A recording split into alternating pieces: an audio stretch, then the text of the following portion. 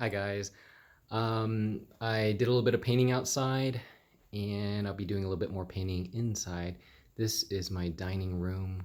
Let me show you. And the walls have been sanded. I think it's ready for painting now. And what I will be doing is edging the sides. My plan is going to be I'm just looking at how it's videoed right now, and I think it's turning up pretty well. So let me show you that fixture up on the ceiling. I got that as a donation. His wife wanted something a little bit more updated, I guess. It kind of slants to the side a little bit. I don't know if you noticed that, but I kind of had to move the way the arms are, so it kind of balances it out as well as I can to make it hang as centered as possible. My plan here is, you see this border here, that's up there is the, let me see if I can, up there, the ceiling right there, that's the ceiling, what do you call it, crown molding, and then there's another one right here, and they look really nice. So I talked to the guy that's been helping me work on this house, and he said, we should try gray. So let me show you the gray that I had up. This is reclaimed paint. It's gonna be like a light gray. And I did a little bit on my other house. I think it's turning out really well. So he's like, okay, we could do like a bottom half gray, and then we do this white and the top crown molding white. We'll keep the ceiling white as well. We'll finish up areas like this to make it a little bit nicer. And I just messaged him earlier and I was thinking, hey, what if we did white here and then gray down here? But you know, we might stick with the original plan: gray here, crown molding white, ceiling white.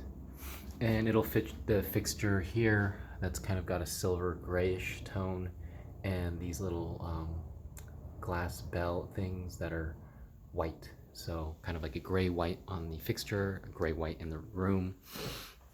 So I'm hoping this will turn out well.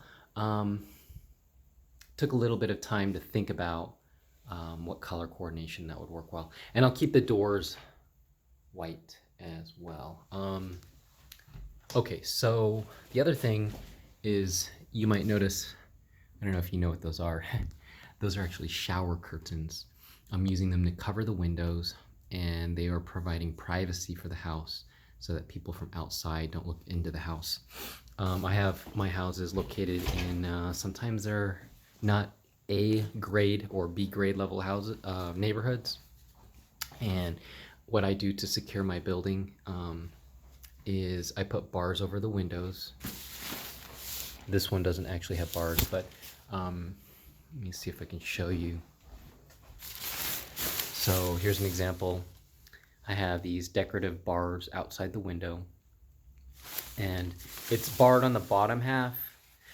The guy that actually installed these and helped me put them in, he was helping me work on my house, and he said he used to be a burglar. So he walked around my house and he said, hey, look, I know, you know, I don't want to scare you or anything, but I used to break into houses, and this is what I do when I look at a house. I see, like, okay, there's access points, the front door.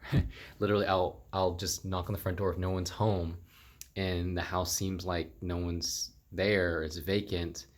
I might just knock on it and open the door and just go right through the front door and back door. You'll look online, there's actually research showing that something like 30% of burglaries just are really just right through the front door or back door access. The next one is windows. So he said, hey, look, I'm actually a little bit off the ground on my first level. I think I would say like 6 to 8 steps up on the first level here. And so he's like, I could bar the bottom half of it because aesthetically it'll look a lot more pleasing than barring the whole window. Plus the bars that bar, this is like a 19 by 21 size bar, is like $20. But if I go up another size, like 30, 40, 50, $60 just for one bar. So we're looking for one that looks decorative, looks nice, doesn't fully imprison the house, and can serve as a decorative purpose while securing the house. And anyway, So he's like, no one's gonna try to climb up this high on the top half of your window because it's hard enough to access the bottom half of it. And then if they had to climb over this bar here, my neighbors, I've got neighbors on this side, I got neighbors in the backyard, I got neighbors all over that are probably going to be like, hey, what, there's something going on. And they might give me a call. So I make friends with my neighbors. I exchange phone numbers with them. I say, hey, look, give me a call if you see anything suspicious. That's another thing that helps with security. Now, okay, these are from the Dollar Tree, and they are drywall screwed in.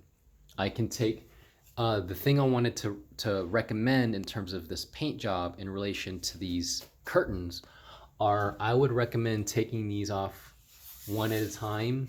Like I will take this one off first, and then I'll work on this, and I'll maybe move this one, and I'll work in this area. Wait for it to dry, and then put the curtains back up. Why?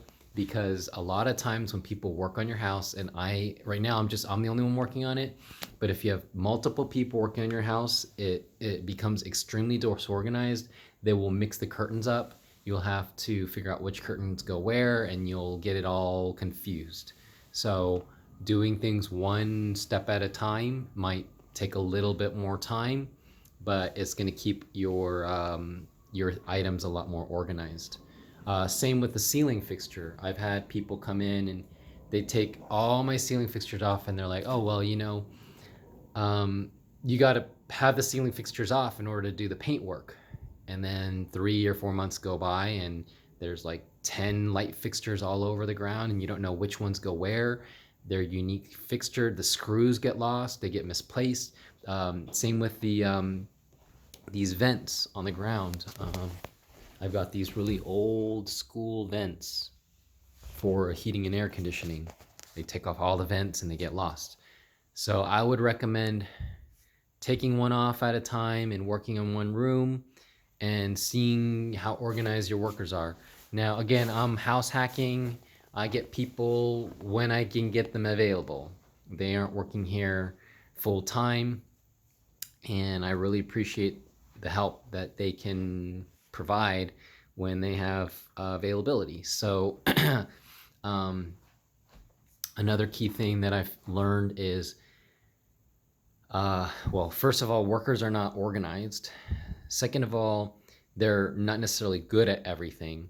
So if they come in and they know, let's say, drywall and paint, then, and I've been told this, assign them to the things that they are good at. If you want, hey, they do a good job on drywall and paint. Hey, maybe they could help me fix a lighting fixture, install a lighting fixture, fix my doors. Sometimes they can be good at those things. Try them out and see how they do. If after an hour or two things aren't working out to the best of circumstances, just keep a mental note and remember what they do well, what they don't do well, so that way in the future you can assign them to do things that they're really good at. I have one guy, I first hired him for concrete. He did good work, and the concrete is to my satisfaction. The tree cuttings are to my satisfaction. The paint detail, the carpentry work, not to my satisfaction. Not as the paint gets splattered to the side. The woodwork, I had him put some new doorknobs on. They broke. Took them like hours to put them in.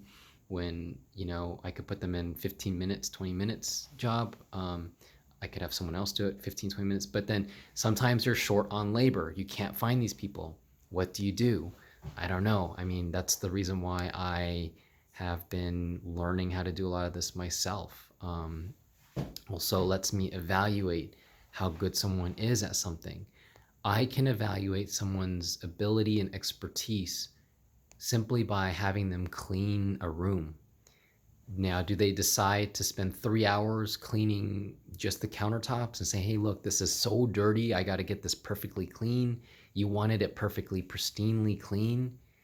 Or do they go through the whole room in an hour and then it's a half-assed job, but the room is done? And then you go back through it and you're like, okay, that's good, but I need this a little bit cleaner. I need that cleaner. I need that.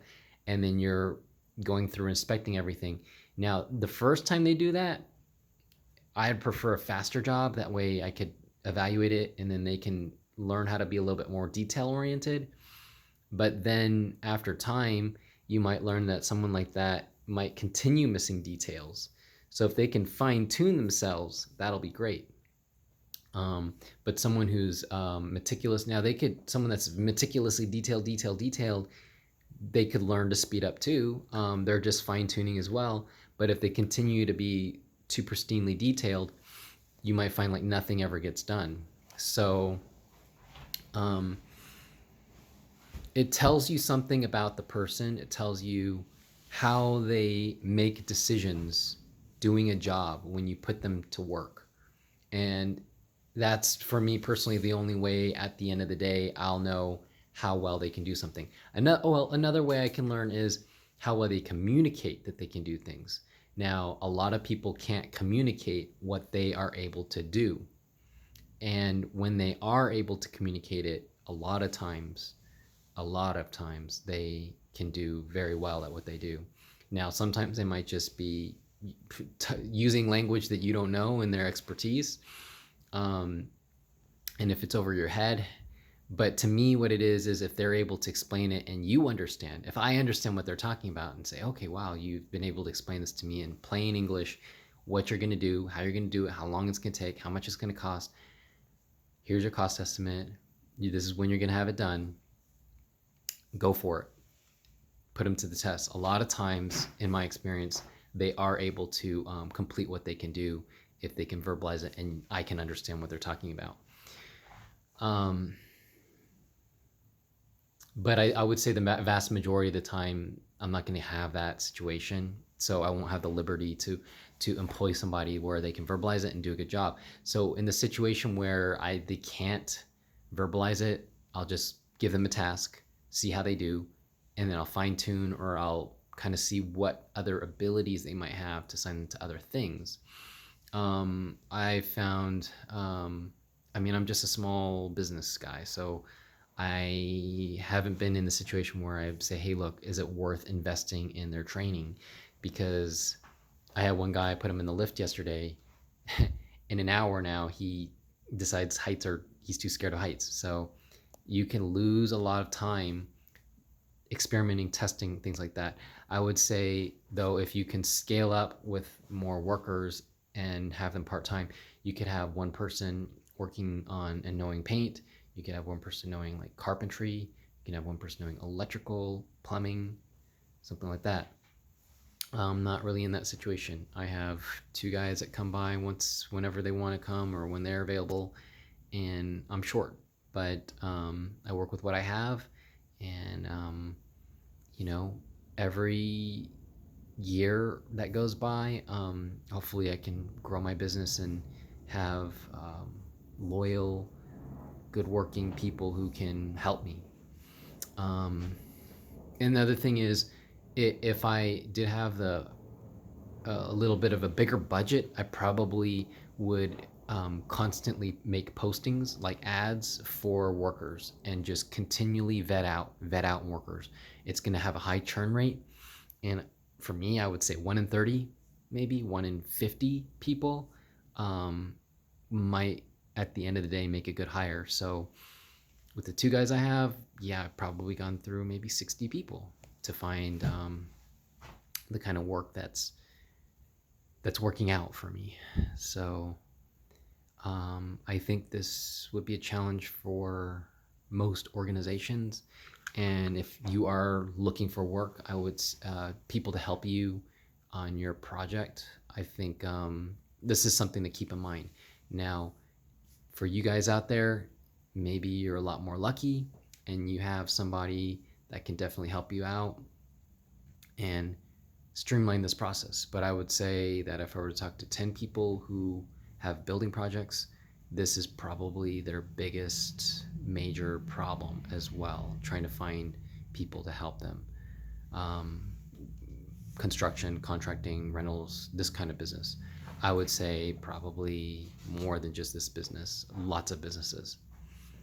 I guess that's all I have to say for now. I hope that was helpful, and you guys have a great day.